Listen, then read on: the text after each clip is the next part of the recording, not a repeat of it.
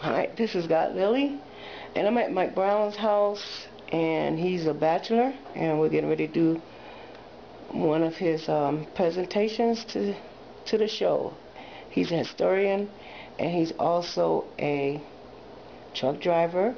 He's also a political analyst, and we often analyze the politicians and have fun with them. So we're going to introduce you to him in a few. And this is God Lily for BluntRadioTV.com.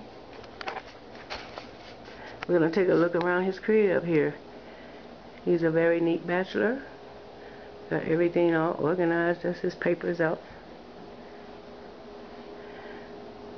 We are in Mike Brown's crib. Very nice for a bachelor, ladies. Don't you love my job? I love it. Look at his stuff on his wall. Yeah.